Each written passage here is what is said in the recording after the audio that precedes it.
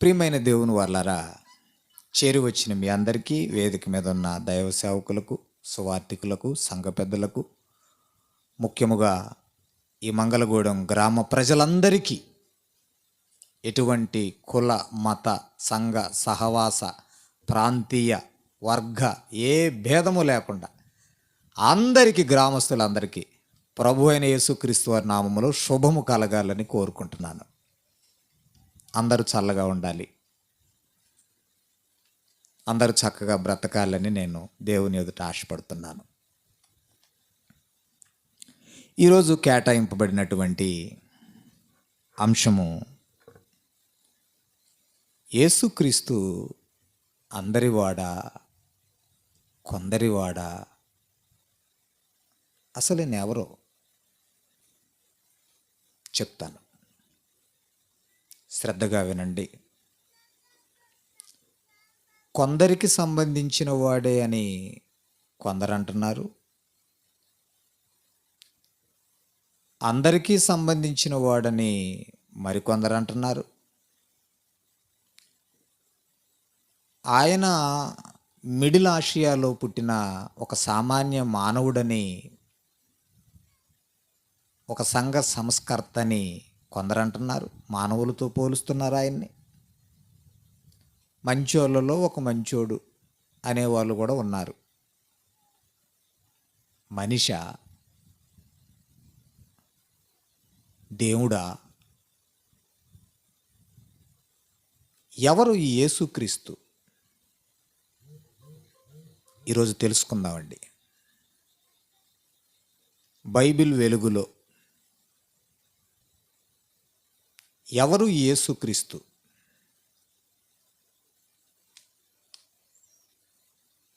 భూమి మీద 2000 సంవత్సరాల క్రితం మనుష్య రూపములో పుట్టాడు. ఎందుకు పుట్టాడు? ఈ మనుష్య రూపములో పుట్టక ముందు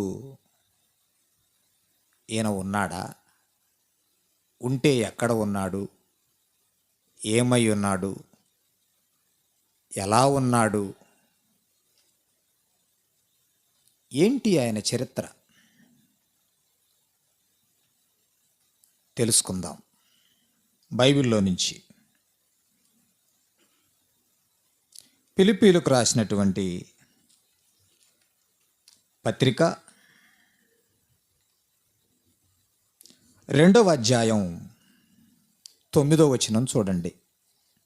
ఫిలిప్పీలకు రాసిన పత్రిక 2వ అధ్యాయం 9వ వచనం. స్పీడ్గా అందించాలండి వచనాలు. అందుచేతను యేసుక్రీస్తు గారి గురించి ఒక స్టేట్మెంట్ ఇక్కడ ఇస్తున్నారు. అందుచేతను, పరలోకం అంటే స్వర్గము అని హైందవ సోదరులు అంటున్నారు. ఓకే, మంచిది. స్వర్గం ఉందని నమ్ముతున్నారు కదా అందరూ. సరే, ఎవరిని నమ్మినా స్వర్గం ఉందని నమ్ముతున్నారు, మంచిది.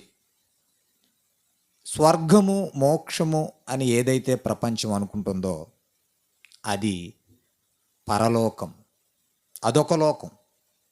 బైబిల్ చెప్తుంది. పరలోకమందున్న వారిలో కానీ,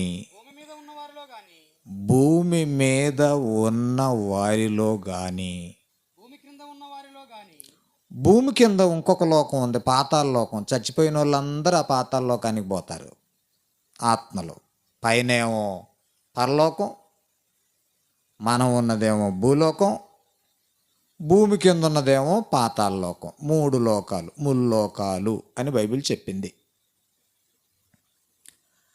పరలోకమందున్న వారిలో కానీ, భూమి మీద ఉన్న వారిలో కానీ, భూమి కింద పాతాళ లోకములో ఉన్నవారు కానీ, ప్రతి వాని మోకాలు యేసునామమున వంగిపోవాలి అని ఇక్కడ చెప్పాడు. ఏంటండి?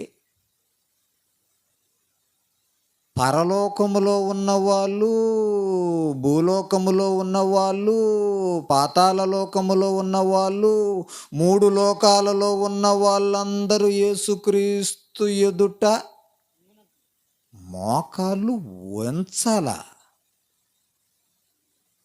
వంగునట్లు.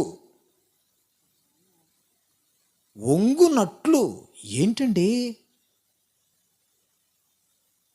3 లోకాలు సాష్టాంగ పడాలా ఈయనకు? అదే చెప్తున్నాడు. పరలోకంలో వాళ్ళు తలదించాలి, మోకాళ్ళొంచాలి. భూమి మీద ఉన్నోళ్ళు తలదించాలి, మోకాళ్ళొంచాలి. చివరికి పాతాళ లోకానికి పోయినోళ్ళు కోటాను కోట్ల మంది మోకాళ్ళొంచాలి. ఎవరి ఎదుటట? యేసు నామమున వంగునట్లు అన్నాడు. అంటే 3 లోకాలు మోకాళ్ళొంచి తలదించుకొని సాష్టాంగపడే ఒక గొప్ప వ్యక్తిగా, శక్తిగా యేసుక్రీస్తు గారి గురించి చెప్పబడుతుంది ఇక్కడ. 3 లోకాల.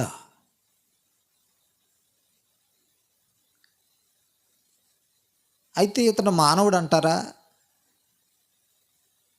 నేను మానవుణ్ణి, మాది వైరా, 3 లోకాలు నా ఎదుట మోకాళ్ళు ఉంచుతారా? వంచం పో అంటారు. కానీ ఇక్కడ వంచుతున్నారు. ప్రియమైన దేవుని బిడ్డలారా, ఎందుకు వంచాలి అని అంటున్నాడంటే, అదే ఫిలిప్పీయులకు రాసిన పత్రిక 2వ అధ్యాయం 6వ వచనం చూడండి. అసలేని ఎవరో ఈయన ఎవరు? మనం చెప్పుకుంటున్న యేసుక్రీస్తు అందరివాడా కొందరివాడని చెప్పుకుంటున్నామే. ఈ యేసుక్రీస్తు ఆయన దేవుని స్వరూపము కలిగిన వాడయ్యుండి దేవునితో సమానముగా ఉండుట. దేవుని స్వరూపము కలిగిన వాడయ్యుండి దేవునితో సమానముగా ఉండుట. దేవుని స్వరూపము కలిగిన వాడయ్యుండి దేవునితో సమానముగా ఉంటాడట. అర్థమైందా ఇప్పుడు ఆయన స్థాయి? దేవుడంటే ఎవరు? సృష్టికర్త. దేవుడంటే క్రియేటర్. సృష్టిని కలిగించిన వానిని దేవుడు అంటారు. సృష్టిని కలిగించిన వానిని దేవుడు అంటారు.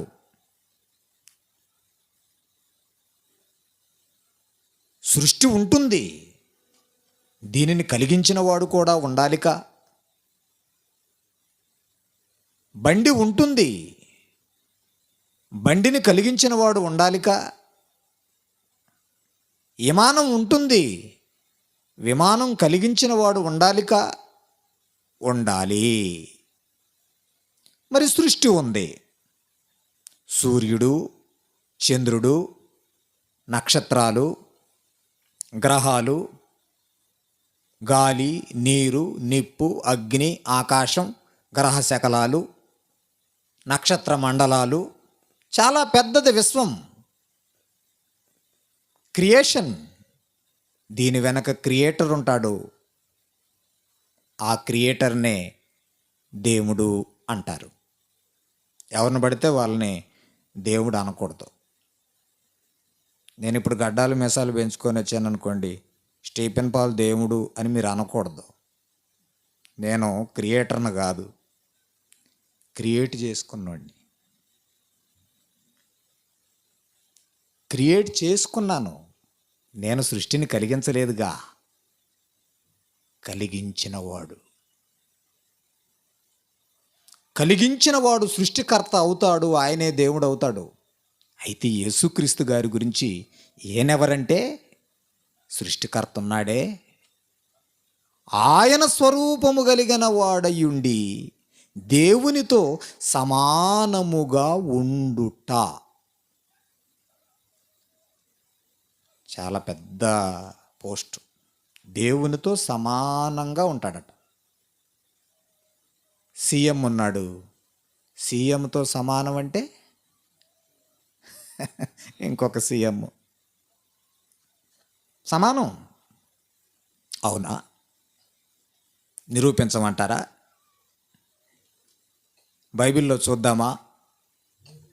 సమానంగా ఉంటాడండి, సమానంగా ఉంటాడు. అందుకే ఆయన ఏం చెప్తున్నాడంటే,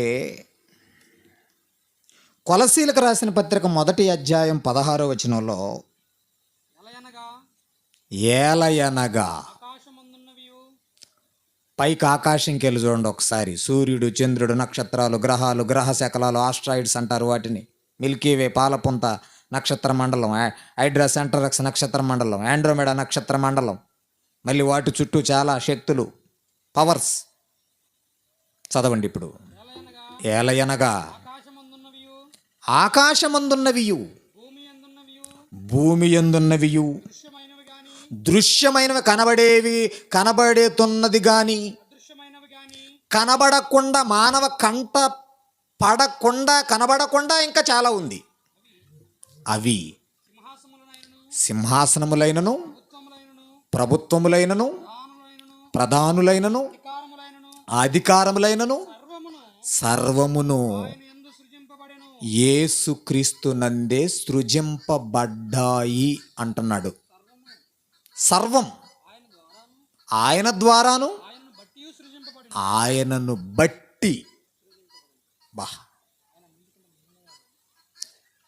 ఆయన ద్వారానే సృజింపబడ్డాయట, యేసుక్రీస్తు ద్వారానే సృజింపబడ్డాయట, ఆయనను బట్టి సృజింపబడ్డాయట. ఆయనే సమస్తమునకు ఆధారభూతుడు, బేస్, ఆధారం. ఎవరి గురించి ఈ మాటలు? యేసుక్రీస్తు గారి గురించి. సమస్తము ఆయన మూలముగా కలిగిందట, ఆయనను బట్టే కలిగిందట, సమస్తమునకు ఆధారమేనేనట. ఏమండి, ఒక బిల్డింగ్ నిలబడాలంటే పిల్లర్స్ ఆధారం ఉండాలి. ఈ పిల్లర్స్ ఉంటే దీని మీద బిల్డింగ్ నిలబడుతుంది. ఈ సృష్టి నిలబడిందంటే దీనికి ఆధారం ఏనేనట. ఎవరు? యేసుక్రీస్తు. ఏంటండి, అవునా? అవునా? అవును. చదవండి నెక్స్ట్. ఆయన ఆయన అన్నింటికంటే ముందుగా ఉన్నవాడు. అన్నిటికంటే ముందుగా ఉన్నవాడు. ఆయనే సమస్తమునకు ఆధారభూతుడు. ఆయనే సమస్తమునకు ఆధారభూతుడు. సంఘము సంఘము అను శరీరమునకు ఆయనే శిరస్సు. ఆయనే శిరస్సు. అన్నింటిలో ప్రాముఖ్యము కలుగు నిమిత్తము ఆయనకన్నిటిలో ప్రాముఖ్యము కలుగు నిమిత్తము ఆయన ఆది అయ్యుండి ఆయన ఆది అయ్యుండి లో నుండి లేచుటలో మృతులలో నుండి 3వ దినమున తిరిగి లేచుటలో కూడా ఆది సంభూతుడాయను. ఆది సంభూతుడాయను. ఆయన యందు ఆయన యందు సంపూర్ణత సర్వ సంపూర్ణత నివసింపవలనని నివసింపవలెనని ఆయన శిలవ రక్తము చేత ఆయన శిలువ రక్తము చేత ఇది చేసి సంధి చేసి ఆయన ద్వారా ఆయన ద్వారా సమస్తమును అవి భూలోకమందున్నవైనను భూలోకమందున్నవైనను పరలోకమందు ఉన్న పరలోకమందు ఉన్నవి అయినను అన్నింటినీ వాటన్నిటినీ ద్వారా ఆయన ద్వారా తో సమాధాన పరచుకొనవలననియు ఈ యేసుక్రీస్తుతోనే సమాధానపరుచుకోవాలని తండ్రి అభిష్టమాయను. తండ్రి అయిన దేవునికి ఇష్టమైపోయింది. అభిష్టం ఏదైనా నేను యేసుక్రీస్తు ద్వారానే జరిగించుకుంటాను, యేసుక్రీస్తు ద్వారానే నెరవేర్చుకుంటాను, యేసుక్రీస్తు ద్వారానే సృష్టిని చేస్తాను. మొత్తం కలిగి ఉన్నదేదియు ఆయన లేకుండా కలగలేదు అంటాడు యోహాను 1:1. కలిగి ఉన్నది ఏదియు దేవదూతలతో సహా, ఈ ప్రకృతితో సహా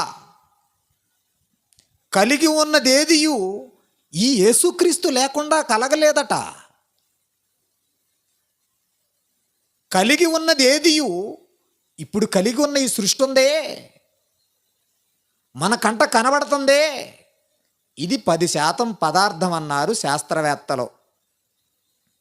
9.9 అన్నారు. ఇప్పటి వరకు మానవ కంట పడిన పదార్థం 9 పాళ్ళు మాత్రమే. 9 పాళ్ళు. ఇంకా మానవ కంట పడని పదార్థం 90% ఉంది. 90% పదార్థం ఉంది.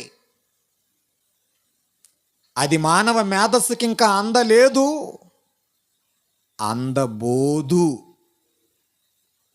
మట్టి బుర్రకి అందని 90% పదార్థం, మట్టి బుర్రకు కనబడుతున్న 10% పదార్థం, టోటల్ 100% అనుకుంటే అదృశ్యమైనది, దృశ్యమైనది ఈ యేసుక్రీస్తు లేకుండా కలగలేదు అంటున్నాడు. అంటే ఈయన సామాన్యమైన వాడు కాదు. ఈయన సామాన్యమైన వాడు కాదు. చాలా పవర్ఫుల్, చాలా పవర్ఫుల్ అండి ఆయన. ప్రియమైన దేవుని వారలారా, చూద్దాం. ఇంత శక్తిమంతుడైనటువంటి దేవుడు, ఇంత పవర్ఫుల్, ఇంత ఘనత వహించిన, ఇంత స్థాయి కలిగిన, అన్నిటికీ ముందున్న ఆది సంభూతుడు అన్నాడు. హీబ్రూ భాషలో మూలకారకుడు అని అర్థం వచ్చే పదం ఉంది.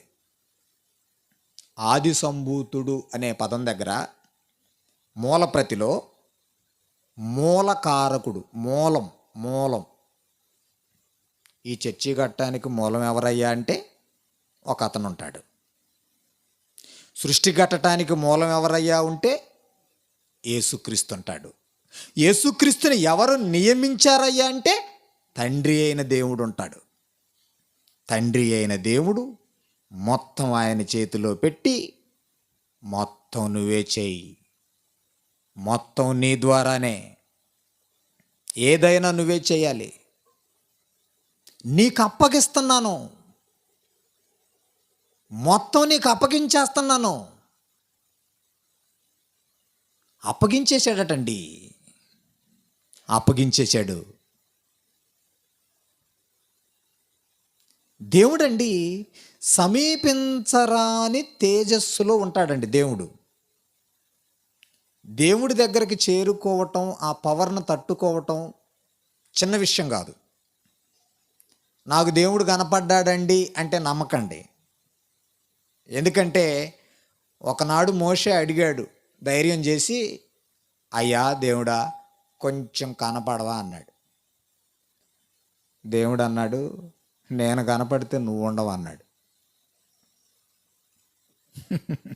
నీది మట్టి దేహం రా నాయన, నేనేమో మహాశక్తిమంతుడిని, సూపర్ పవర్. మీ దేహం తట్టుకోదు, బూడిద కూడా మిగలదు.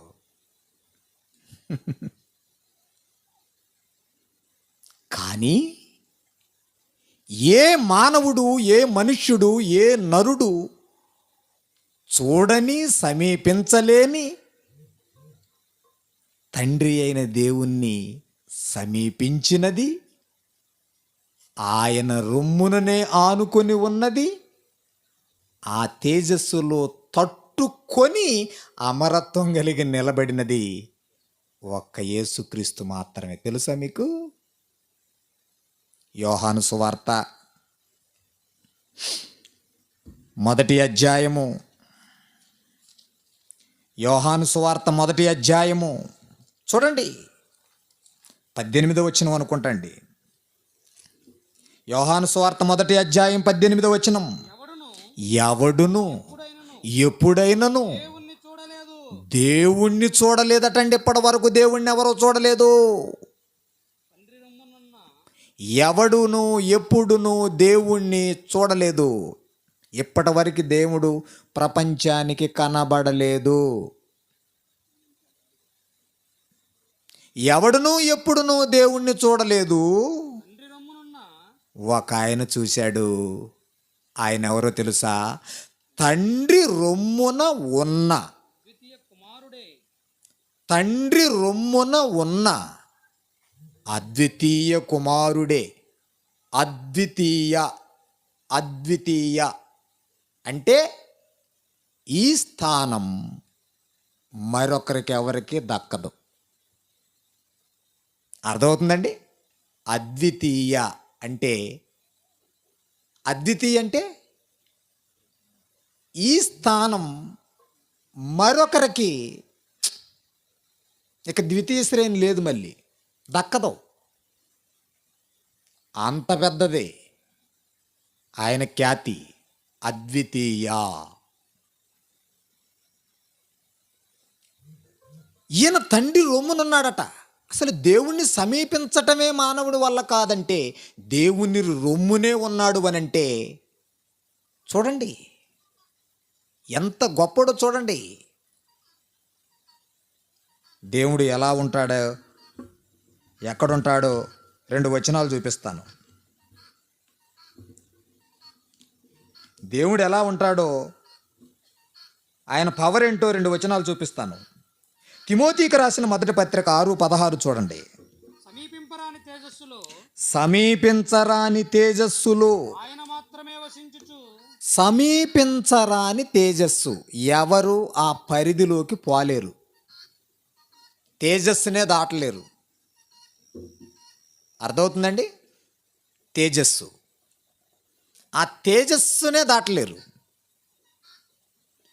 సమీపించరాని తేజస్సులో ఆయన మాత్రమే వసించుచు మహత్వము గలవాడై ఉన్నాడు. అమరత్వం, అమరత్వం, అమరత్వం, చావు పుట్టుకలు లేవు. అమరత్వం, సమీపించరాని తేజస్సులో ఆయన మాత్రమే వసించుచు అమరత్వం గలవాడై ఉన్నాడు. మనుష్యులలో ఎవడును ఎవడును ఆయనను చూడలేదు, ఆయనను చూడలేదు, చూడనేరడు. ఎవడును చూడనేరడు. ఈ దేహాలు తట్టుకోలేవు. కానీ చూచిన ఆయన రొమ్మునే ఉండి భూలోకానికి దిగి వచ్చిన ఒక ఆయన ఉన్నాడు. ఆయనే యేసుక్రీస్తు. ఏమనుకుంటున్నారు? ఈ సృష్టిని కలిగించిన సృష్టికర్త ఉన్నాడే, తండ్రి అయిన అందరికీ తండ్రి అయిన దేవుడు ఒక్కడే అని మనం చెప్పుకుంటున్నామే. దేవుడు ఒక్కడే అని ప్రపంచంలో అందరూ చెప్తున్నారు. దేవుడు ఒక్కడే అయితే ఆ ఒక్క దేవునిని చూచిన, ఆ ఒక్క దేవుని రొమ్మున ఆనుకొని ఉండగలిగిన, అదే అమరత్వం కలిగిన, అదే నిత్య శక్తి కలిగిన పవర్ యేసుక్రీస్తుది. బాగా వినండి, సామాన్యుడు కాదు. మానవులుగా మనిషి రూపంలో వచ్చాడు కాబట్టి ఏదో సింపుల్గా లెక్కేకండి. చాలా గొప్పవాడు. ఏమండి? చాలా గొప్పవాడు. మరి సృష్టికర్త యొద్ద నుండి దిగివచ్చిన యేసుక్రీస్తు వారు చాలా గొప్పవాడైనప్పుడు ఈయన కొందరికి సంబంధించిన వాడా? ప్రపంచమందరికీ సంబంధించిన వాడా? చూద్దామండి. కొందరు అంటున్నారు ఈయన ఇశ్రాయేలీయులకు అంటే 12 గోత్రాల వాళ్ళకి, అంటే అబ్రహాముకి ఇచ్చిన వాగ్దానానికి వచ్చిన ప్రజలకే దేవుడు, వాళ్ళకు సంబంధించిన ప్రభువే, మిగిలిన దేశాల వాళ్ళకి సంబంధించిన వాడు కాదు అని ఒక వాదన సమాజంలో కొందరు లేవనెత్తారు. తప్పు నాయన, తప్పు. ఆ వాదన తప్పు, ఆ వాదనే తప్పు. ఆయన అందరి కోసం రాలేదు, కొందరి కోసమే వచ్చాడు. ఆ కొందరు ఎవరంటే ఇశ్రాయేలీలు. ఆ ఇశ్రాయేలీలు ఎవరంటే అబ్రహాము సంతానము నుండి వచ్చిన యాకోబు, ఆ యాకోబు నుండి వచ్చినటువంటి 12 మంది కొడుకులు. ఆ 12 మంది కొడుకులు 12 గోత్రాలైతే ఆ 12 గోత్రాలే రూబేను, షిమ్యోను, యోదా, జబూలూను, ఇస్సాకారు, దాను, గాదు, ఆషేరు, నఫ్తాలి, బెన్యామీను, మనస్సే.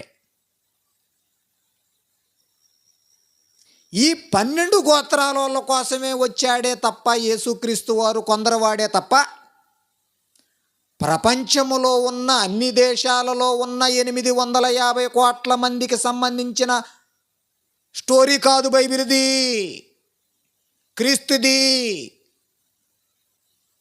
అని భ్రమలో ఉన్నారు.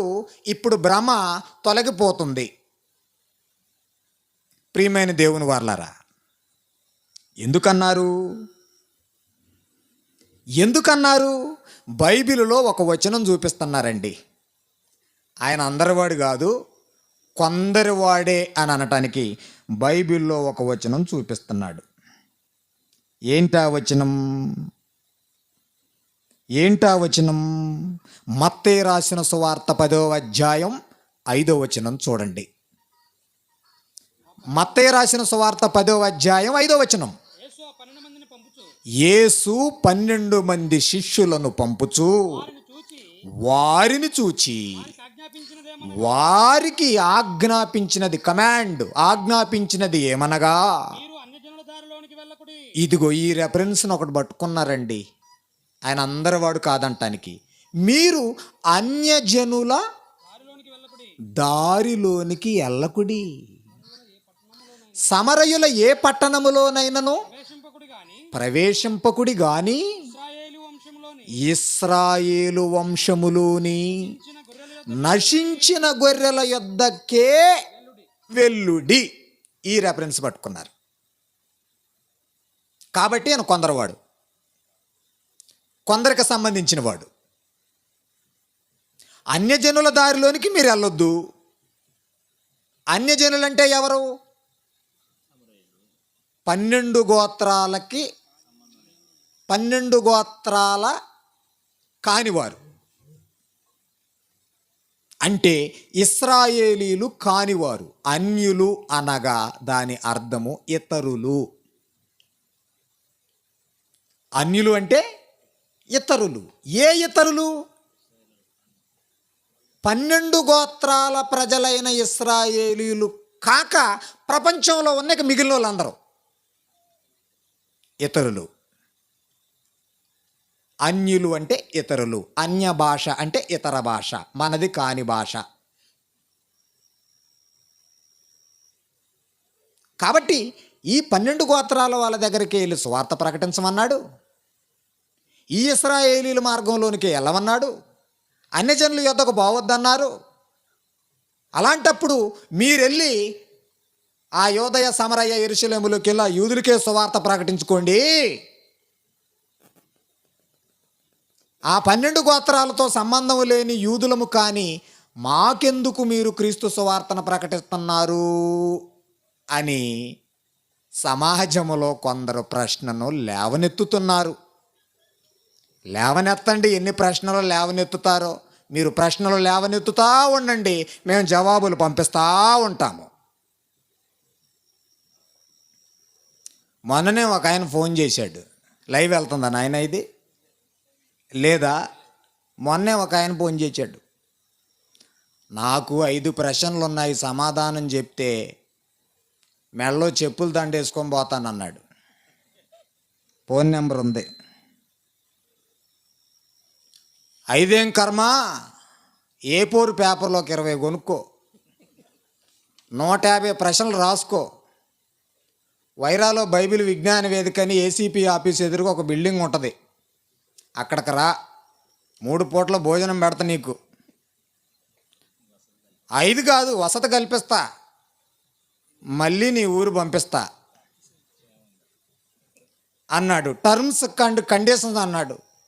నువ్వు 5టికి సమాధానం చెప్పపోతే నీ మెడలో చెప్పులు దండేస్తా అన్నాడు. నేను 5టికి సమాధానం చెబితే నీ చెప్పులు దండ నువ్వే మెడలో వేసుకొని పోతావని నేను అన్నాను. అయితే పాత చెప్పులు ఉంటాయే, అయ్యేరు దండకి.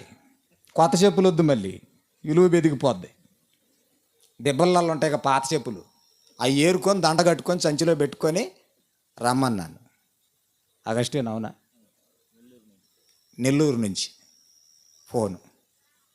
నువ్వు రా అంటున్నాడు. నేను పేషెంట్నయా బాబు, నువ్వు రా. ఆడ నుంచి నడవలేక ఇటు తిరిగి వచ్చిని. కొంచెం అర్థం చేసుకో, కొంచెం స్వస్థత కలగని దేవుని వలన. నెల్లూరు కాదు, అడికైనా వస్తా. రా. ప్రశ్నేస్తే జవాబు బైబిల్లో ఉంది. ప్రశ్నలు వస్తాయని దేవునికి తెలుసు, జవాబులు రాయాలని పరిశుద్ధాత్మల వారికి తెలుసు. కొందరివాడా ఈ వచనాన్ని బట్టి కొందరివాడు అని భ్రమపడ్డారు, భ్రమ పెడుతున్నారు, ప్రజలను భ్రమలోనికి నెడుతున్నారు.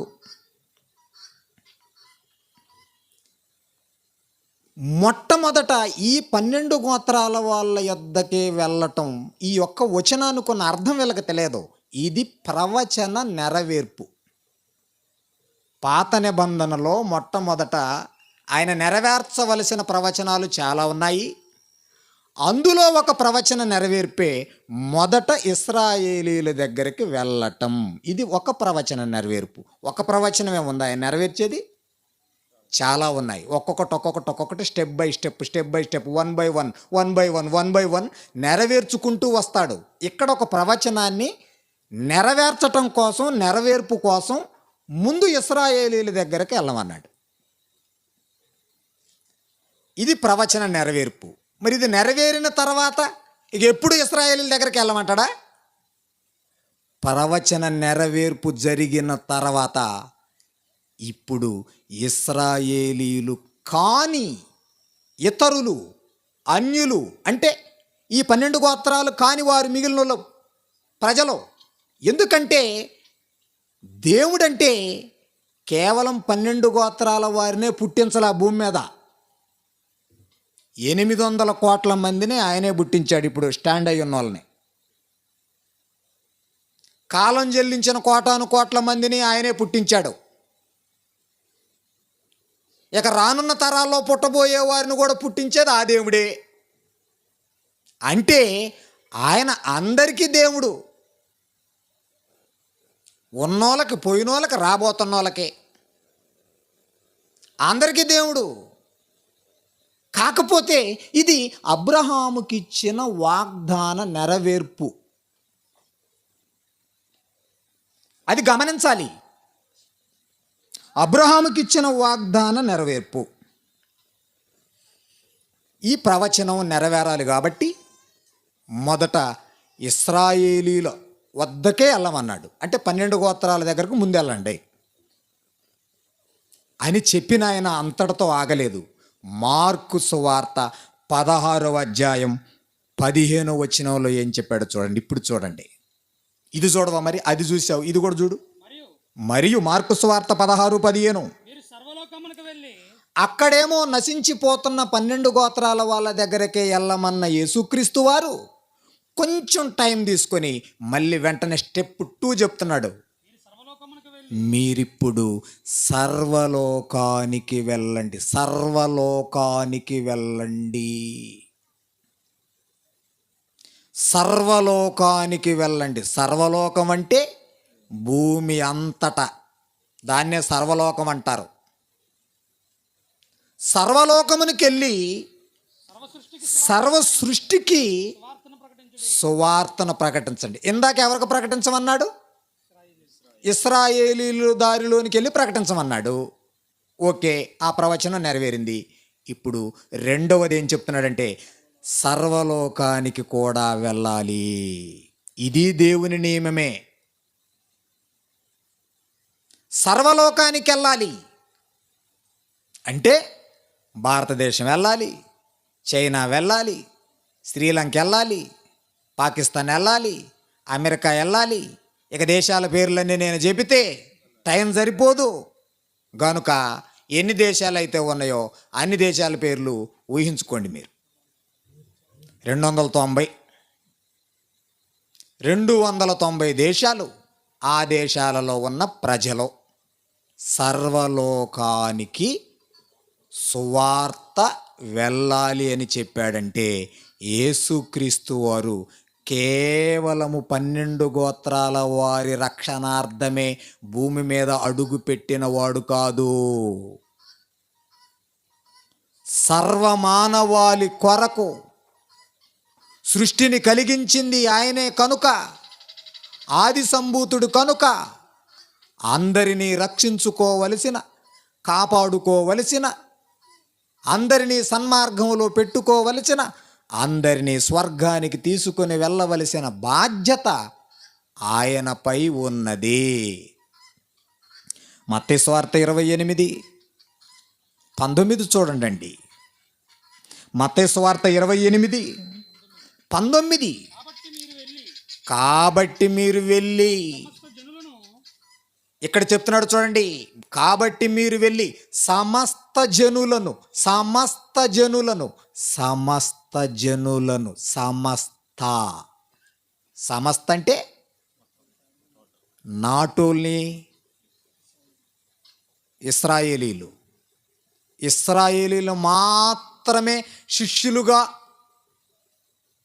ఇశ్రాయేలీలు మాత్రమే సంఘ సభ్యులుగా, ఇశ్రాయేలీలు మాత్రమే మందిరముగా కట్టమని చెప్పటం లేదు. సమస్త జనులను నాకు శిష్యులుగా చెయ్యండి. సమస్త జనులను, అందరినీ సమస్త జనులను శిష్యులుగా చేయండి అన్నాడు. ఆయన పిలుపులో కూడా కొందరిని పిలిచినట్టుగా లేదు. మత్తయి సువార్త 11:28 చూడండి. మత్తయి సువార్త 11:28. ప్రయాసపడి భారము మోసుకొనుచున్న ప్రయాసపడుతున్నారు కదండి. మానవులు కష్టపడుతున్నారు, ఉద్యోగాలు చేసుకుంటున్నారు, చెమటోడుస్తున్నారు, కన్నీళ్లు గారుస్తున్నారు, బాధలు అనుభవిస్తున్నారు, వ్యాధులు అనుభవిస్తున్నారు. మానవులుగా 60-70 సంవత్సరాలు జీవితం మనిషికి ఇవ్వబడింది. ఆ దేవుని వలనే ప్రయాసతో కాలం లాగించుకొస్తున్నారు ఈ భూప్రజలు. 800 కోట్ల మంది ప్రయాసపడి ఈ భారాలు, బరువులు, బాధ్యతలన్నీ మోసుకొని అలసి సొలసిపోయి వస్తున్న ఓ సమస్త జనులారా నా యొద్దకు రండి. మీరు భారాలు మోసి బాధ్యతలు మోచి అలసిపోయారు. మీకు రెస్ట్ కావాలి, మీకు విశ్రాంతి కావాలి. ఏ విశ్రాంతి? 8 గంటల విశ్రాంతి మాత్రం కాదు. 8 గంటల విశ్రాంతి మనం ఎవరిచ్చినా ఇవ్వకపోయినా 9 గంటలో అన్నం తిని బిర్రుగా 8 గంటలు విశ్రాంతి మనం తీసుకుంటాం. వద్దన్న మన 8 గంటల విశ్రాంతి ఆగదు. కానీ యేసుక్రీస్తు వారు ఇస్తానన్న సమస్త ప్రజలను, ప్రపంచ దేశాలన్నిటినీ నా దగ్గరకు రండి, మీకు విశ్రాంతిని ఇస్తానంటే, విశ్రాంతి అంటే పరలోకం, నిత్య జీవం. దాన్నే స్వర్గమని మన ప్రక్కనున్నటువంటి ఇతర నమ్మకాలలో ఉన్న సహోదరులు అంటున్నారు, పిలుస్తున్నారు. పరలోకం శాశ్వతమైన లోకం, శాశ్వత విశ్రాంతి. ఇక నువ్వు అక్కడ పోయిన తర్వాత పని చేసేది లేదు, కట్టెలు నరికేది లేదు, కలుపు తీసేది లేదు, నాటేసేది లేదు, అబ్బో ఎండ వస్తుందని గొడుగేసుకునేది లేదు, వాన వస్తుందని ఇంట్లో గురికేది లేదు, పిడుగులు పడుతున్నాయని దాక్కునేది లేదు, దొంగోడు వస్తున్నాడని తలుపేసుకునేది లేదు, ఏమీ లేదు. విశ్రాంతి అంటే నీకే పని లేదు, భూమి మీదే పని. అందుకే అలసిపోయారు కదా మానవులారా, సమస్త ప్రజలారా. No caste, no east west north south. Caste లేదు, ఏమీ లేదు, దేశం లేదు, వర్గం లేదు, ప్రాంతీయ భేదం లేదు. సమస్త జనులందరూ నా యొద్దకు రండి, నేను మీకు పరలోకం, నిత్య జీవం, స్వర్గం అని అనుకుంటున్నారే, అది మీకు ఇద్దాం అనుకుంటున్నాను. అది కావాలంటే రండి, అది కావాలంటే రండి అని సమస్త జనులను రమ్మన్నాడు. గుర్తుపెట్టుకోండి, సమస్త జనులను రమ్మన్నాడు. గలతీలకు రాసిన పత్రిక 3వ అధ్యాయం 27వ వచనం అండి. గలతీలకు రాసిన పత్రిక 3వ అధ్యాయం 27 చూడండి. క్రీస్తు దగ్గరకు వచ్చిన తర్వాత క్రీస్తులోనికి బాప్తిసం పొందిన మీరందరూ క్రీస్తును ధరించుకుంటారు. ఇందులో యూదుడు అంటే 12 గోత్రాలు అన్నారే, యూదులు అన్నారే, ఇక క్రీస్తులోకి వచ్చిన తర్వాత యూదుడని లేదు, పలానా పరాయి దేశముడని లేదు, గ్రీసు దేశస్థుడని లేదు, దాసుడని లేదు, స్వతంత్రుడని లేదు, పురుషుడని లేదు, స్త్రీ అని లేదు, ఏ క్యాస్టు లేదు, ఏ మతము లేదు, ఏ కులము లేదు, అందరూ ఒకటే. మీరందరూ యేసుక్రీస్తునందు ఏకముగా ఉన్నారు. ఒక్కటే, దేవుడు ఒక్కడే, క్రీస్తు ఒక్కడే, పరిశుద్ధాత్మయు ఒక్కడే. క్రీస్తు దగ్గరికి వచ్చిన వారందరూ కూడా ఒక్కటే. No caste. క్యాస్ట్ లేదు. అసలు నాకు క్యాస్ట్ ఫీలింగ్ లేదు. నా క్యాస్ట్ ఏంటో నాకే తెలియకుండా పోయింది, మర్చిపోయా. ఎందుకంటే క్యాస్ట్ గురించి మనకెందుకండి? దేవునిదే క్యాస్ట్, సృష్టికర్తదే క్యాస్ట్ చెప్పండి. ఈ సృష్టిని, మహోన్నతమైన సృష్టిని కలిగించిన మహాశక్తివంతుడైన దేవునిది ఏ క్యాస్టు? ఆయనది ఏ క్యాస్ట్ అయితే ఆయన పుట్టించిన మనలది కూడా ఆ క్యాస్టే అవుద్ది. ఇప్పుడు సృష్టికర్తది ఏ క్యాస్టు? దేవుడిది ఏ క్యాస్టు? No caste. క్యాస్ట్ లేదు. దేవునికి క్యాస్ట్ లేనప్పుడు నీకు నాకు కూడా క్యాస్ట్ లేదు. ఇతర దేశాలకు పోతే నో క్యాస్ట్, భారతదేశంలో మాత్రమే క్యాస్ట్. ఇదేందో నాకు అర్థం కావట్లేదు. ఏంటిది? రష్యాలో క్యాస్ట్లు లేవు, అమెరికాలో క్యాస్ట్లు లేవు, లండన్లో క్యాస్ట్లు లేవు, ఆస్ట్రేలియాలో క్యాస్ట్లు లేవు. నేను పుట్టినటువంటి ఈ భారతదేశంలో క్యాస్టులు వచ్చి, విభేదాలు వచ్చి, వాళ్ళు ఎక్కువ వీళ్ళు తక్కువ, వాడి చిన్నోడు ఈడు పెద్దోడు, ఈడు కాళ్ళ దగ్గర కూర్చోవాలి, వాడు అక్కడ కూర్చోవాలి. ఏంది తారతమ్య భేదాలు? ఏదో తేడా కొడుతుందండి నాకు అర్థం కావట్లా. అర్థం చేసుకోండి, అర్థం చేసుకోండి అండి. క్యాస్ట్ లేదు, అందరూ ఒకటే. మనిషి అంటే మనిషి, రెస్పెక్ట్ ఇవ్వాలంతే. బైబిల్ ఏం చెప్పిందో తెలుసా? బంగారు పొంగరం పెట్టుకొని వచ్చిన కుర్చీ వేసి కూర్చోబెట్టు, చినిగిన చొక్కా వేసుకొని వచ్చిన కుర్చీ వేసి కూర్చోబెట్టు. యాకోబు పత్రికలో ఉంది. ఉందా లేదా? బైబిల్ ఏం చెప్పిందో తెలుసా? బంగారు పొంగరం పెట్టుకొని ఒకడు పరిగెత్తుకొని వచ్చిండు. ఏంట్రా కుర్చీ? ఉంగరాన్ని చూసి. యాకోబు 2:2 ఏలయనగా బంగారపు, యాకోబు 2:2 బంగారు పొంగరం పెట్టుకొని ఒకడు పరిగెత్తుకొని వచ్చాడట. మళ్ళీ మామూలు డ్రెస్, ఇలా కోటు బూటు సూటు అదిరిపోయే డ్రెస్ వేసుకొని వచ్చాడు. అప్పుడు అలాంటోడు ఉంగరాలు పెట్టుకొని కోటు బూటు సూటు వేసుకొని ఒకడు వస్తే మీరేం చేస్తారు? చదవండి. ఇప్పుడు వీడొచ్చాడు, ఇంకొకడేమో పాపం వాడికి లేవు, పాత సొక్కా వేసుకొని వచ్చాడు. అప్పుడప్పుడు నేను పాత సొక్కాలు వేసుకొని మీటింగ్లోకి పోతుంటా.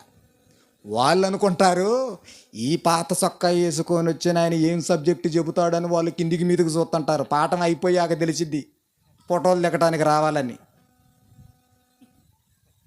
అప్పుడప్పుడు పాత సొక్కాల మీద వెళ్ళిపోతుంటా నేను. నాకు సొక్కాల గురించి కూడా ఈ పట్టింపు లేదు. ఈ మధ్యకాలం కొంచెం ఏదో చొక్కాలు వేసుకుంటున్నా, కానీ ఒక 2-3 ఏళ్ళ నుంచి గతంలో పాత చొక్కాతో వెళ్ళిపోయేవాడిని మీటింగ్కి. ఏడు స్పీకర్ అని అటు ఇటు చూస్తుండేవాళ్ళు. ఆల్రెడీ నేను వచ్చి అక్కడే కూర్చున్న, వాళ్ళు గుర్తుపట్టట్లేదు నన్ను. ఎందుకంటే స్పీకర్ అంటే ఇలాంటి ఒక కోటు, చేతికి ఉంగరం, సూటు బూటు, కారు వచ్చి ఆగటం, ఒకడు డోర్ తీయటం, ఒకడు వాటర్ బాటిల్ పట్టుకొని ఉరికి రావటం, ఒకడు బైబిల్ మోయటం, ఇవన్నీ చూసి అట్లుంటారు అనుకున్నారు. ఒకసారి ఒరిస్సా పోతే ఇంకా అయ్యగారు రావట్లేదు ఏందని అన్నారు. నేను స్టేజీ మీదే కూర్చొని ఉన్నా. ఏం సబ్జెక్టు చెబుతురా అన్నారు. ఒరిస్సాలో ఎన్ని రోజులు నాన్న? 4 రోజులు. 4 రోజులు మైండ్ పోయింది వాళ్ళకి ఒరిస్సాలో. మళ్ళీ ఒక 4 రోజులు రమ్మంటున్నారు ఇప్పుడు మే నెలలో. వస్తాను. చొక్కాను చూసి మీరు కంగారు పడి మోసపోమాకండి. దేవుడు పై రూపమును లక్ష్య పెట్టడం. కనీసం మంచి చొక్కా వేసుకోకపోతే మీరెక్కడ వాక్యం వినరేమోనని కొంచెం కొత్త చొక్కా వేసుకొని వచ్చారు. ఏం చేస్తాం మరి? మీరు చొక్కాలకి విలువిస్తారాయా? ఇప్పుడు సబ్జెక్టుకి విలువీరాయా? బంగారు పొంగరం పెట్టుకొని ఒకడొచ్చాడు, మురికి బట్టలు పాత చొక్కా వేసుకొని ఒకడొచ్చాడు. ఇప్పుడు మనమైతే ఏం చేస్తాం? మానవ సమాజం ఏం చేస్తుంది? చదవండి. మీరు ప్రశస్త వస్త్రములు ధరించుకున్న మీ మంచి డ్రెస్ ఉంగరం పెట్టుకొని వచ్చుకున్న వాడిని చూసి సన్మానించి ఇక్కడ మంచి స్థలమందు కూర్చుండమని ఇదిగో కుర్చీలో కూర్చో నువ్వు అని వాడితో చెప్పి ఆ దరిద్రులతో ఆ పాత బట్టలు వేసుకొని వచ్చినోడికెళ్ళి చూసి నీవెక్కడ నిలువుము, ఒరే నువ్వు ఈడ నిలబడరా, లేకపోతే పాదపీఠము ఇదిగో ఈ పట్టా మీద కూర్చోరా కింద దిక్కుని ఎడల అని మీరు చెబుతారు కదా మానవుల్లారా. మీ మనస్సుల్లో ఈ ఎచ్చు తగ్గు భేదాలు తీసుకొచ్చిన వాడు ఎవడో? చొక్కా లేకపోయినా వాడు మనిచే, కొత్త చొక్కా ఉన్న ఈడు మనిచే. వాడు దేవుని పుట్టిస్తేనే పుట్టాడు, నీవు దేవుడు పుట్టిస్తేనే పుట్టావు. ఏంటి తారతమ్యాలు? బైబిల్లో విభేదాలు లేవు. దేవుడు పక్షపాతి కాడు. తన పిల్లలందరినీ సమానంగా చూస్తాడు. కొందరు వాడు ఎలా అవుతాడండి? అందరినీ సమానంగా చూడమన్నా దేవుడు కొందరు వాడు ఎలా అవుతాడు? అవడు. సబ్జెక్ట్లోకి వెళ్ళిపోదాం, సమయం అయిపోతుంది కాబట్టి. సబ్జెక్ట్లోకి వెళ్ళిపోదాం.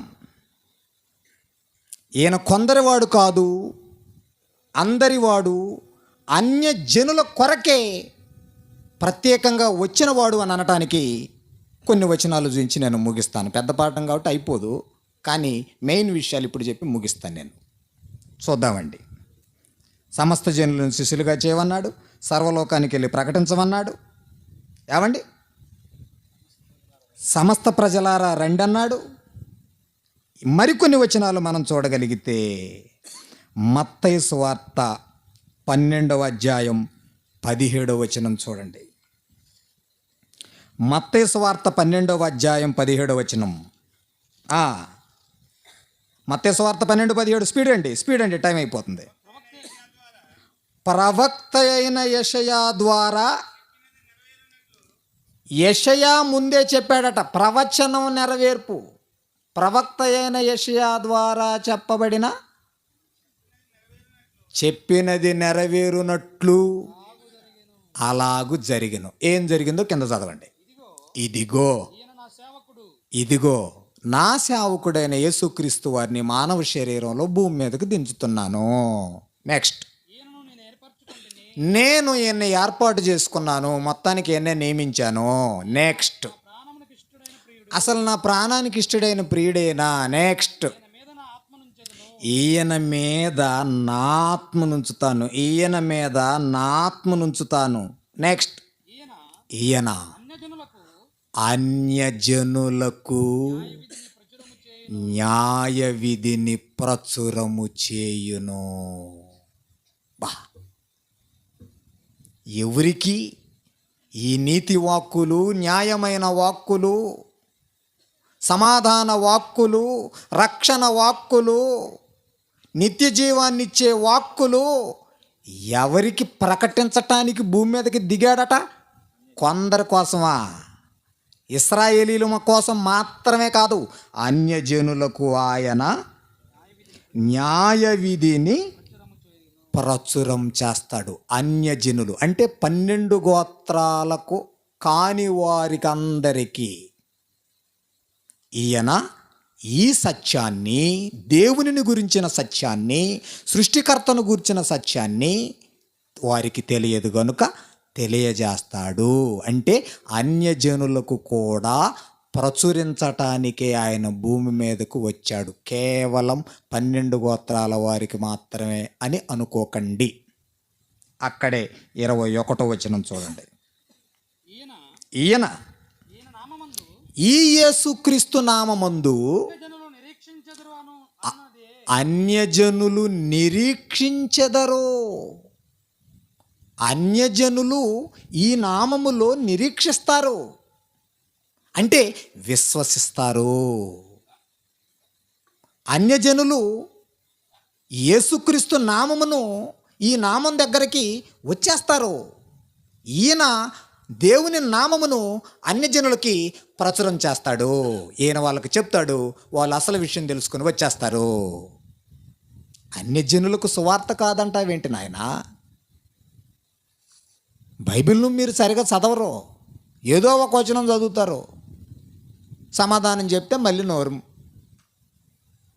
నోరు కట్టుకుంటారు, మళ్ళీ అంగీకరించరు. అసలు మీకు ఒక విషయం సీక్రెట్ చెప్పనా ఇప్పుడు? 12 గోత్రాలలో ఉన్న సంఘం కంటే అన్యజనులతో కట్టబడే సంఘమే పెద్దది. తెలుసా?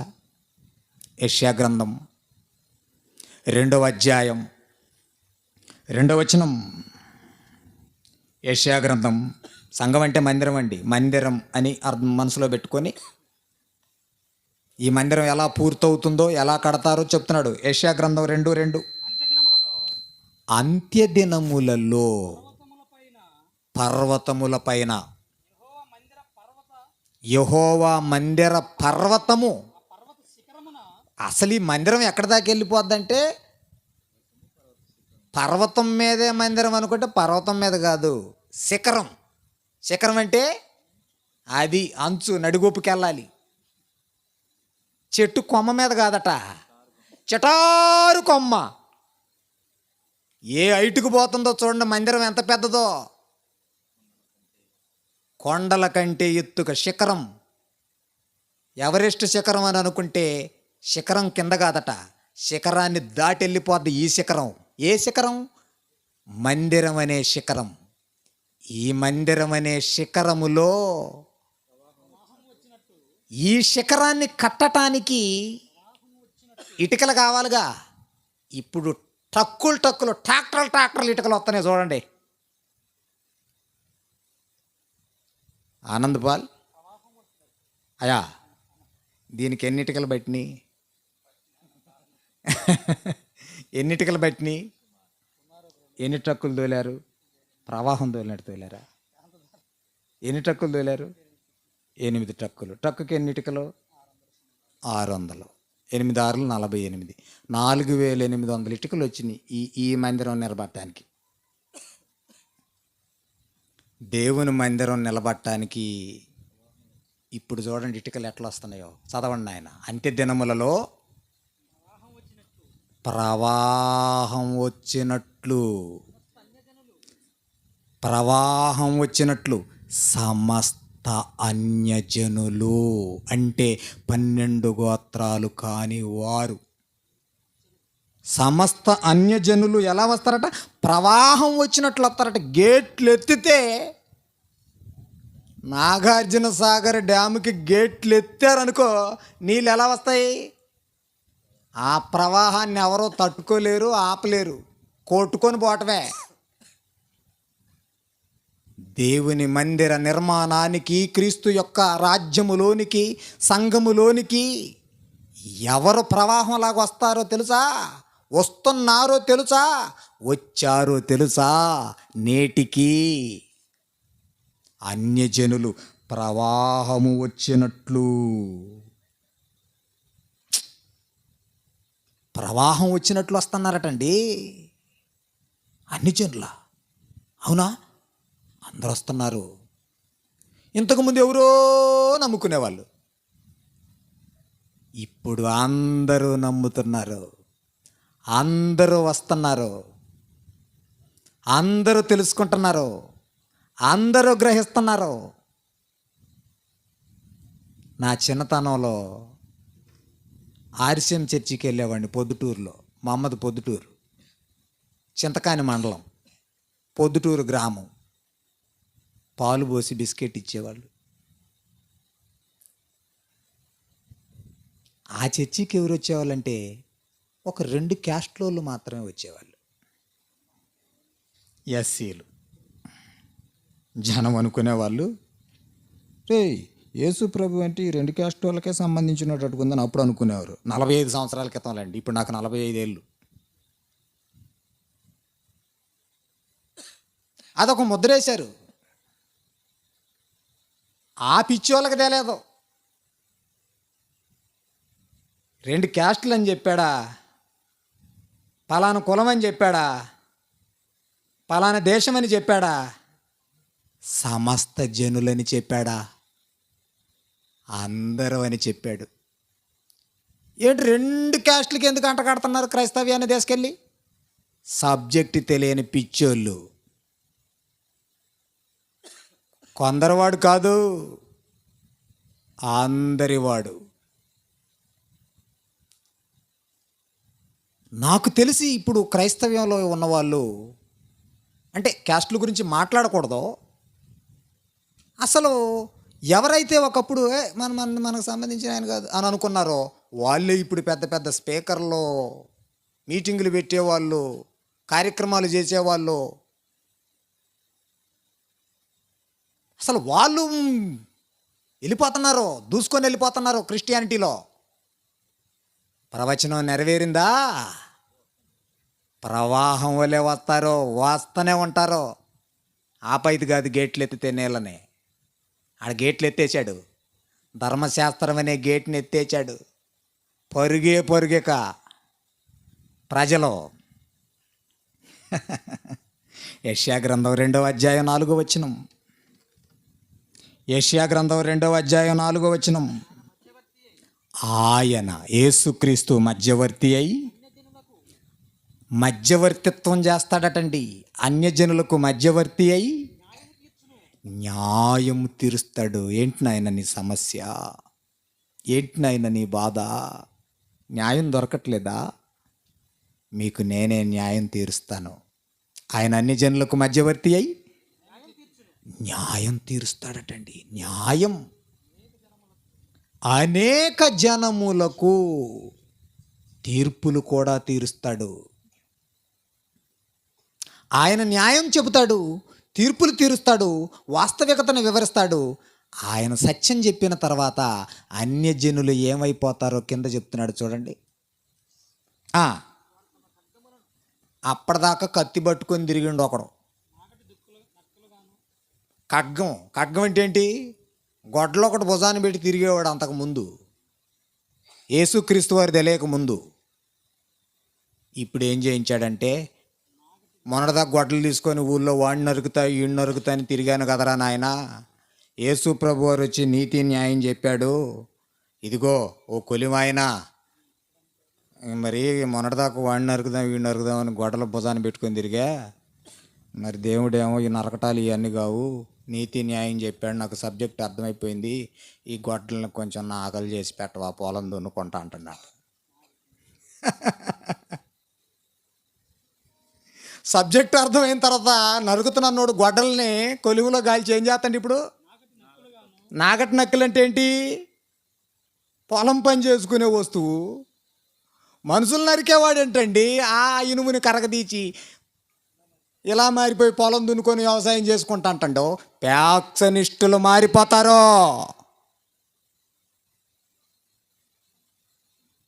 కత్తులు ఖడ్గాలు పట్టుకొని ఉన్నవాళ్ళు వాటిని మార్చుకుంటారు. శుభ్రంగా పొలంలో వ్యవసాయం చేసుకుంటారు. ఏ గోల లేదు. ఎప్పుడు? యేసుక్రీస్తుని ఎరిగిన తర్వాత. తెలియకముందు గొడ్లే, నరకటమే. అది తెలియకముందు, నీతి న్యాయం తెలియకముందు గొడ్ల పట్టుకొని తిరుగుతాడు. తమ ఈటెలను మచ్చు కత్తులు. ఈటెలు దేని కొడతారు? వేయాలి, వాడికి వేయాలి ఈట, పొడవాలా. ఇప్పుడు మచ్చు కత్తిగా మార్చాడు. మచ్చు కత్తి దేనికి? పొలం పనులు చేసుకోవటానికి, మట్టలు కొయ్యటానికి. ఏంటండి మారిపోతున్నారు? మారిపోతున్నారండి. అప్పుడప్పుడు సాక్ష్యాలని చెప్పి సువార్త సభలాలు చెబుతుంటారు. ఒకప్పుడు నేను రౌడీని, ఇప్పుడు క్రీస్తు ఖైదీని. వా, నెరవేరిందా వాక్యం? ఒకప్పుడు గొడ్డలు పట్టుకొని తిరిగేవాడిని, ఇప్పుడు గొడవలు తీసుకొని పెరట్లో పని చేసుకుంటున్నా. ఎవరి జోలికి పోవట్లా. యేసు ప్రభు మార్చాడు. ఒకప్పుడు తాగుబోతుని, దేవుడు న్యాయం ఏంటో చెప్పాడు. ఇప్పుడు రోజుకు 6 లీటర్ల మంచినీళ్ళు తాగుతున్నా ఆరోగ్యం కోసం. అది బంద్, ఇది స్టార్ట్. మందు బందు, 6 లీటర్ నీళ్ళు తాగుతున్నాడు ఆరోగ్యం కోసం.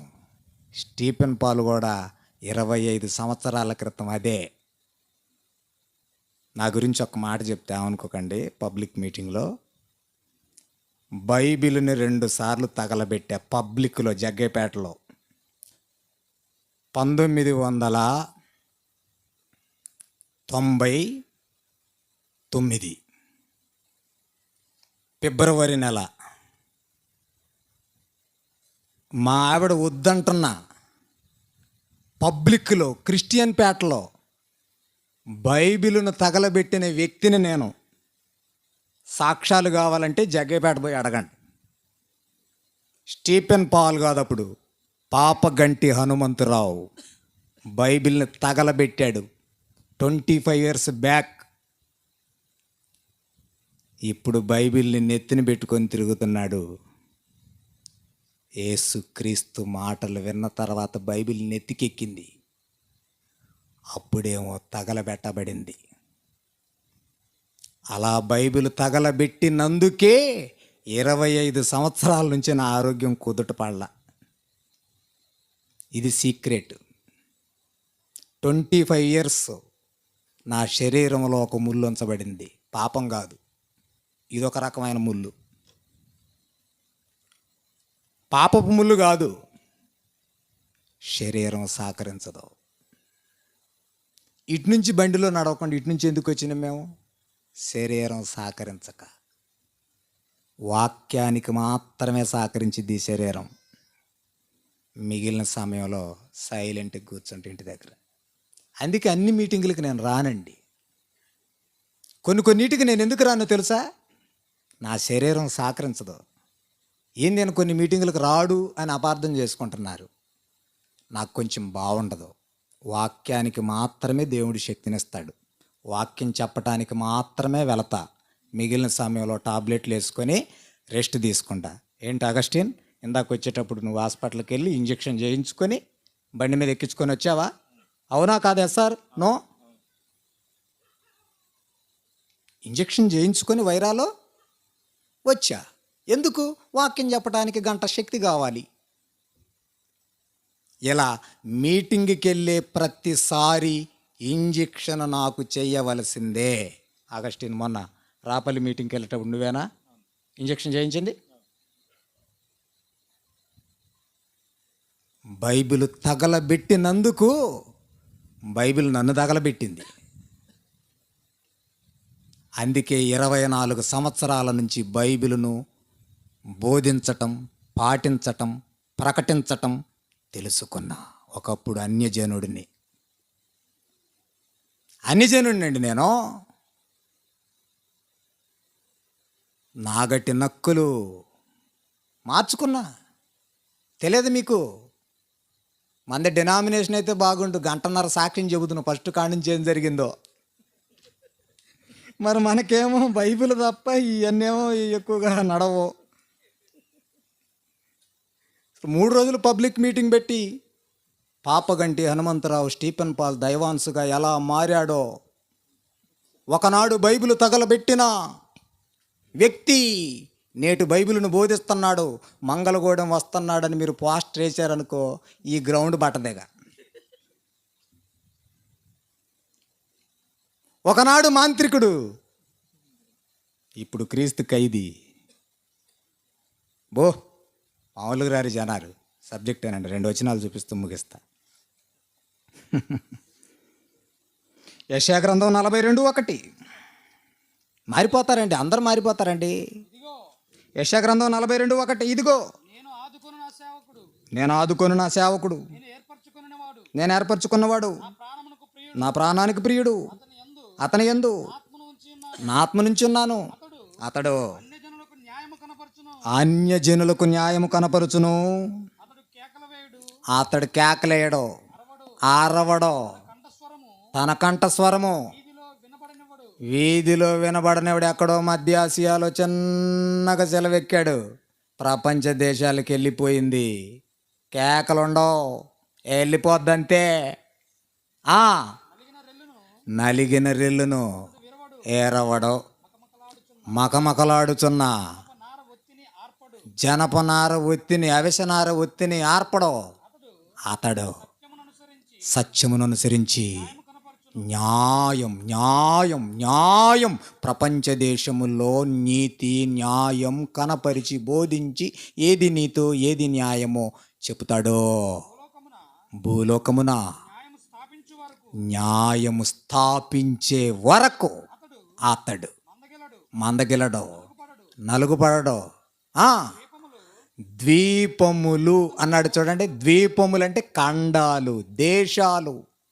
ద్వీపములు అతని బోధ కొరకు కనిపెట్టును.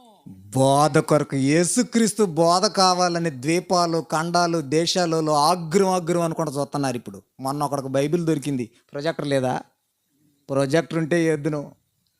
ఒక ద్వీపం ఓడికి బైబిల్ దొరికింది. బైబిల్ వచ్చిన సంతోషములో చూశారు, ఎంతమంది చూశారు? చూసారా? సైదులు గారు చూశారట, టీచర్ గారు చూసారా?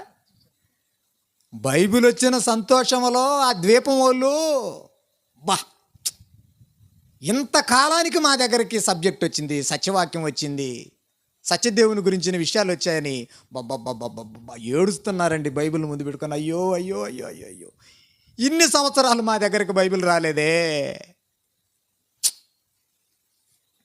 ఎదురు చూస్తున్నారు, ఎదురు చూస్తున్నారు. ద్వీపములు ఆయన బోధ కోసం కనిపెడుతున్నాయటండి. ఏం చెబుతాడో మంచి చెప్తాడు. యేసుక్రీస్తు మంచే చెప్పాడు, చెడు చెప్పల. ఎందుకయ్యా యేసుక్రీస్తు గారి మీద ద్వేషం పెంచుకుంటారు? తాగి తిరగమని చెప్పిండా? చెప్పల. మోసాలు చేయమని చెప్పిండా? చెప్పల. వ్యభిచారం చేయమని చెప్పిండా? చెప్పల. దొంగతనం చేయమని చెప్పిండా? చెప్పల. మర్డర్ చేయమని చెప్పిండా? చెప్పల. ఇవన్నీ మానుకోమని చెప్పిండు. మంచోడా కాదా? మానుకోమని చెప్పినోడు మంచోడా? స్టార్ట్ చేయమని చెప్పినోడు మంచోడా? మంచికి చెడుకి తేడా తెలియదేంటండి? నాకు అర్థమైపోవట్లేదేంటండి ఈ విషయము.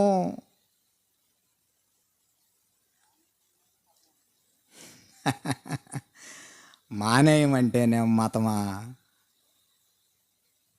మానేయి, మంచిగా బతుకు నీ పిల్ల పాపలతో కుటుంబంతో అంటే మతమా? చెయ్యమంటే హితమా? ఈ టైటిల్ కూడా పెట్టాలా? చెడును మానేయమంటే మతమనే ముద్రేశారు, చెడు చేస్తామంటే హితం అంటున్నారు. సూర్యుని కింద జరుగు కార్యక్రమాల్లో ఇది ఒకటి నాకు అర్థం కాలేదు, నాకు అర్థం కాల. ఏం చేస్తాం? చేయగలిగేది ఏమీ లేదు.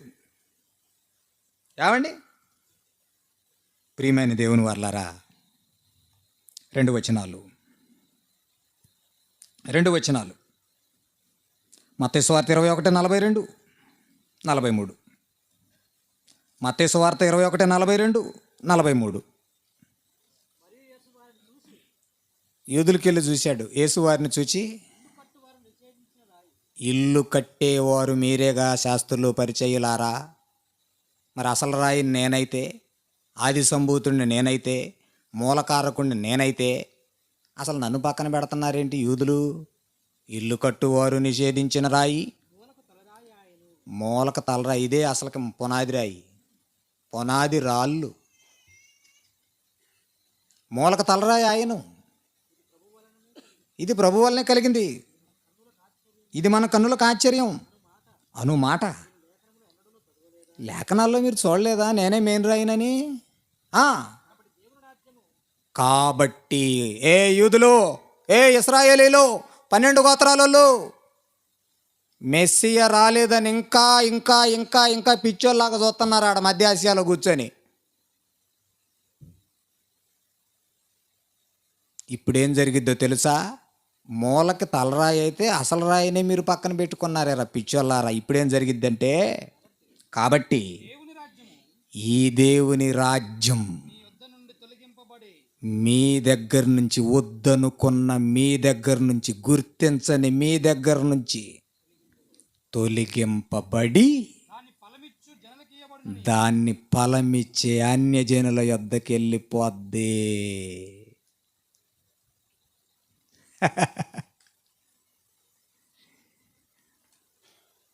వాళ్ళదైపోద్ది రాజ్యం. యూదులైన మీతో చెప్తున్నాను, కేర్ఫుల్గా ఉండండి.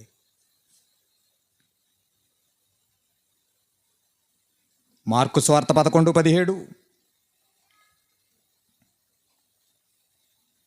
మార్కు సువార్త 11:17.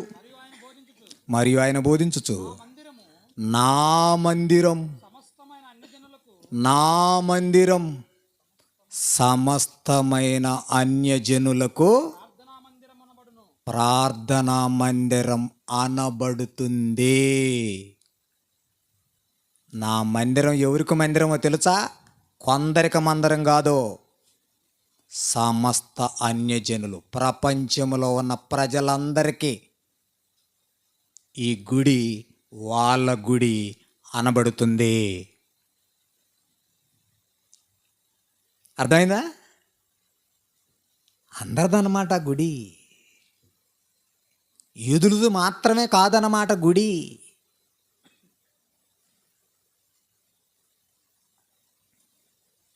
యోహాను సువార్త 10:16. యోహాను సువార్త 10:16. ఈ దొడ్డివి కాని 2 దొడ్డుల గురించి చెప్తున్నాడు. దొడ్డి అంటే గొడ్లను కట్టేసే దొడ్డి, బర్రెలను కట్టేసే దొడ్డి, గేదెలను కట్టేసే దొడ్డి, మేకలను కట్టేసే దొడ్డి. దొడ్లు ఉంటాయి కదా, 2 దొడ్ల గురించి చెప్తుండే ఇక్కడ. ఈ దొడ్డివి, ఒక దొడ్డి ఉంది, మరి ఇంకొక దొడ్డి చెప్తున్నాడు. ఈ దొడ్డివి 15 చూడండి, మీకు అర్థమైంది. నేను గొర్రెలకు మంచి కాపరిని, తండ్రి నన్ను ఎలాగెరుగును, నేను తండ్రిని ఎలాగెరుగుదునో అలాగే నేను నా గొర్రెలు ఏంటో నాకు తెలుసు, నా గొర్రెలు నన్ను ఎరుగును, మరియు గొర్రెల కొరకు. గొర్రెలంటే ప్రపంచ ప్రజలన్నీ గొర్రెలతో పోల్చాడు. అమాయక చక్రవర్తులుగా అది ఏమీ తెలియదు పాపం. ఏది చెబుతూ వాటికి అన్ని తలకాయ ఊపుతున్నారు. ఒక గొర్రె ఇటు పడిపోతుందంటే అన్నీ ఆడ కంచో బురదకొంటో బుడుగో ఏమీ చోట్ల. ఒకడు బయలుదేరిందంటే ఓటమే. అట్లా అయిపోయారు మానవులు. మొన్న పందినెవడో రాయి పెట్టి కొట్టాడంట, దానికి మైండ్ పోయింది, అక్కడక్కడే గుండ్రకు తిరుగుతుంది. టీవీ 9లో వచ్చిందిలేండి. తలకాయ మీద పెట్టి రాయి పెట్టి గుద్దుతుంది, అక్కడక్కడే తిరుగుతుంది. అది తిరుగుతుంటే జనం ఏమనుకున్నారంటే, ఏందిరా పంది ఎక్కడే గంట నుంచి గుండ్రకు తిరుగుతుంది, అయితే పంది దేవుడురా, కట్టరా గుడి, కొట్టరా కొబ్బరికాయ, తీసకరారా ఇటుక, పెట్టరా ముహూర్తం అన్నారు. టీవీ 9లో వచ్చింది. ఇక మొదలుపెట్టారు. ఈ లోపులో డాక్టర్స్, హేతువాదులు, నాస్తికులు, జన విజ్ఞాన వేదికలు అందరూ వచ్చారు. వచ్చి ముందు ఈ పందిని అర్జెంటుగా హాస్పిటల్లో తీసిపెట్టి టెస్టులు చేయండి అన్నారు. ల్యాబ్కి తీసిపెట్టి టెస్టులు చేస్తే ఎవడో తలకాయ మీద పెట్టి రాయి పెట్టి కొట్టాడురా దీన్ని. మైండ్ పోయి మిడిల్ ఆమ్లాంగేట దెబ్బతిని దీనికి సెన్సార్లు కట్ అయిపోయి ఏం చేయాలో అర్థం కాక బుర్ర పని చేయక ఇది రౌండ్లు కొడుతుంది అని చెప్పారు. ఓరి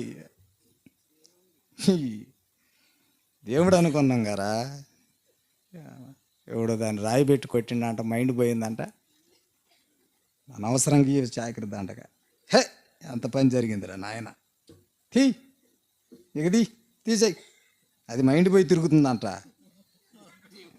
హీ, మనకు కూడా మైండ్ లేకుండా పోయిందేరా. ప్రియమైన దేవుని వారలారా, మరి ఇప్పుడేమనాలి? అర్థమైందా? వరంగల్లో ఒకడు ఎగిరితన్నాడట ఒకడిని కాలువ పక్కన, తనటం నడువు నొప్పి సెట్ అయిందట. ఈడింటికి పోయి వాళ్ళ ఆవిడకి చెప్పాడు, ఒకడు దన్నాడు నన్ను సైడ్ కాలువ పక్కన, నా నడువు నొప్పి పోయింది, తన్నుడు బాబా. వాడెందుకు దన్నాడు తెలుసా? వాడి ఆరకొచ్చుకున్న జాంకాయని ఈడు దన్నాడు. వాడు కోపొచ్చి నా జాంకాయన తపోతవారని ఈడు వాడిని ఎగిరి తన్నాడు. తన్నుడికి ఈ నడుము బెసికిన నడుము సెట్ అయింది. ఇక తన్నుడు బాబా అని చేశారు, పేపర్లో చూశారుగా. అసలు దేవుడేంటి, దేవుని శక్తి ఏంటి, దేవుని పవర్ ఏంటో తెలుసుకోకుండా ఇంత పెద్ద మహాసృష్టిని కలిగించిన ఆయన్ని పక్కన పెట్టి వాడెగ్గిరి తంతే వాడిని దేవుడని చెప్పి అక్కడకు పోతిరి. పందిని రాయి పెట్టి గుద్దితే దీనికి మైండ్ పోతే దీనికి అడిగి పోతిరి. ఎలాగయ్యా చివరికి? సూర్యుని కిందన జరుగుతున్న కార్యక్రమంలో నాకు ఇది అర్థం కావట్లేదు. ఏంది ఇట్లా జరిగిపోతుంది? నాకేం తెలియట్లా. దీనిని నేను గ్రహింపనైతిని. నేను స్టీఫెన్ పాలని నాకు గ్రహింపు దొరకట్లేదు. చదవండి. ఈ దొడ్డివి కాని వేరే గొర్రెలు. దొడ్డి ఒకటి ఉంది, గొర్రెలు ఉన్నాయి. మరొక దొడ్డి చెబుతాడేంటి? ఈ దొడ్డివి కాని వేరే గొర్రెలు నాకు కలవో, వాటిని కూడా, వీటితో పాటు వాటిని కూడా, వీటితో పాటు వాటిని కూడా నేను తోడుకొని వచ్చి ఈ దొడ్డిలోకే చేర్చాలి. ఏం అర్థమైంది నాయన మీకు ఇప్పుడు?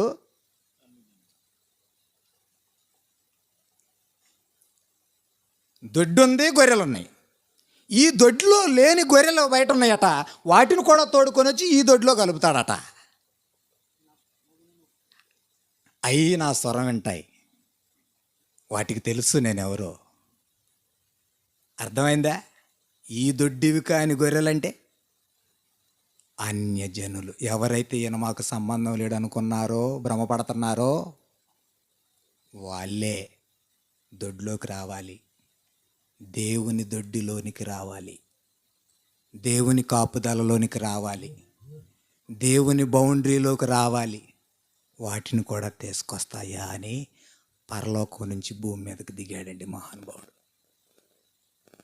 కొందరి కోసం కాదు, అందరిని దొడ్లోకి తీసుకురావాలి. అందుకే అపోస్తుల కార్యాలు 10:36, అపోస్తుల కార్యాలు 10:36, అపోస్తుల కార్యాలు 10:36, 34 నుంచి. దేవుడు పక్షపాతి కాడు. ఏ వర్గానికో, ఏ 12 గోత్రాలకో కొమ్ము కాసి మిగిలిన వాళ్ళందరిని పక్కన పెట్టే టైపు కాదు. ఆయనకు పక్షపాతం ఉండదు, అందరూ ఆయన పిల్లలే.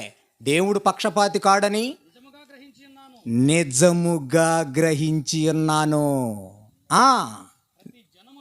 ప్రతి జనములోను ఆయనకు భయపడి నీతిగా నడుచుకుని వానిని ఆయన అంగీకరించును. యేసుక్రీస్తు అందరికీ ప్రభువు, కొందరికి ప్రభు కాదు. యేసుక్రీస్తు అందరికీ అందరికీ అందరికీ అందరు ప్రభు అండి. కొందరు ప్రభు అంటారేంటండి? యేసుక్రీస్తు అందరి వాడని చెప్పిందా, కొందరి వాడని చెప్పిందా బైబిలు? మీరు ఒకసారి చెప్పండి, ముగింపు ప్రార్థన చేస్తా. యేసుక్రీస్తు అందరి వాడని చెప్పిందా, కేవలం ఇశ్రాయేలీయులకు మాత్రమే అని చెప్పిందా? అందరివాడా కొందరివాడా? అందరివాడా కొందరివాడా? అందరివాడు. చిరంజీవి కాదు, యేసుక్రీస్తు అందరివాడు. అది సినిమా. అప్పుడెప్పుడు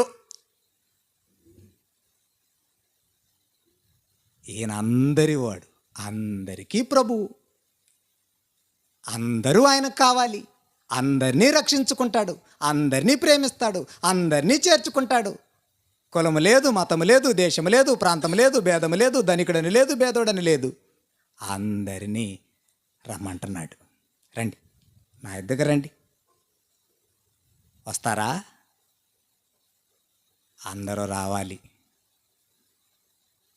దేవుని చిత్తం అయితే మరొక సందర్భంలో, మరెప్పుడైనా అవకాశం ఉంటే మరొక అంశంతో కలుసుకుందాం. ప్రార్థన చేసుకుందాం. టైం మించిపోయింది.